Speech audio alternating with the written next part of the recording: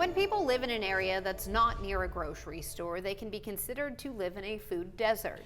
In this News 9 special assignment, Hannah Hayes takes a look at local food deserts and the impact they have. In parts of Hancock County, Jefferson County, Brooke County, and the village of Wellsville, residents face an ongoing challenge: accessing fresh and affordable food. These areas have been designated as food deserts, meaning it's difficult for people to buy nutritious options, particularly fresh produce.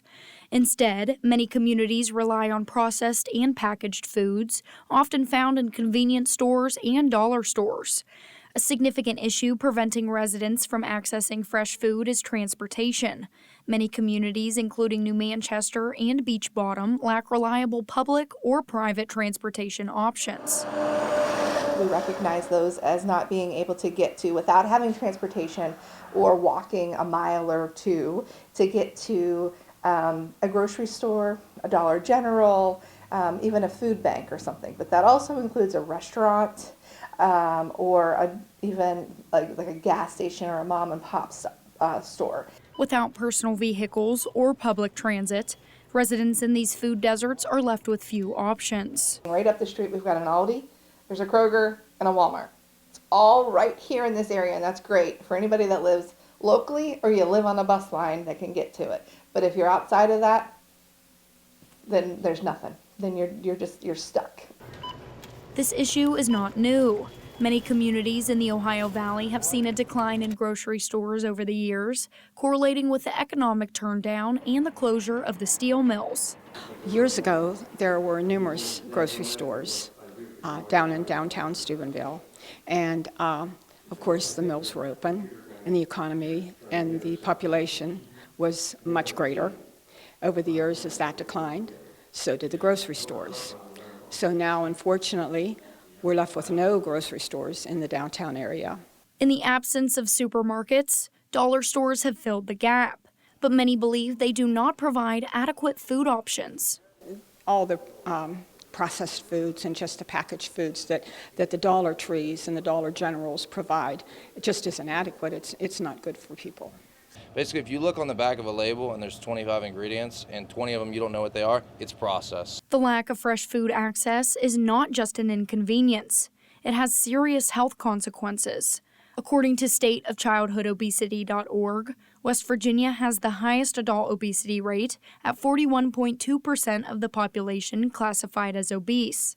It's an extreme problem if a child is not getting all the different food groups, right? I mean, we know that. We teach that in schools and everything because it truly does go to your development. So if you're living on processed foods, you're not getting the proper proteins and calcium and all the different vitamins and nutrients that your body needs to develop properly. Although there is one small fresh produce store in downtown Steubenville named Steubenville Grocery Box, Rich Delator, a Steubenville resident of over 70 years, echoed the need for change. It'd be nice if we could get a nice store downtown Steubenville again, and it'd have enough customers because there's a walking clientele here. So it would be able to support a nice store. Recognizing the urgent need for food access, several organizations are stepping up. The Brooke Hancock Family Resource Network is helping by creating calendars that inform the community about upcoming food distribution events, including food pantries and hot meal services. Through Region Resiliency funding, $15,000 was awarded to purchase a van, which will be used to create mobile food banks and pop-up pantries. Another $15,000 grant from Aetna was used to establish blessing cabinets, small community food pantries where residents can take what they need. The cabinets are located at the New Manchester Fire Department, Beech Bottom's Cornerstone Academy, and outside the FRN in Weirton, with plans to expand into Chester and Hooverson Heights. Local businesses are also acknowledging the problem. Drazen Frankovich, owner of Easy Fresh Meals, pointed out the difficulty in finding quality food. The one thing I notice is here, if you want something, not necessarily, like I said, even healthy, but just fresh, it's like you can't get it. There's just big commercial companies, or there were some small mom and pop shops, but There really isn't anymore, unfortunately. Snyder, who organizes the farmers market in downtown Steubenville, noted that while the market provides fresh, locally grown produce, it only operates once a week from June through October, leaving residents with limited options for much of the year.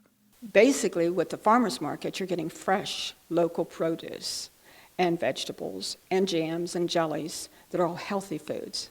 And our society, which is apparent, is inundated with unhealthy foods, just simply from the appearance of people's health and their appearances. The long-term goal, according to Gordon, is to increase access to fresh, nutritious food for all residents.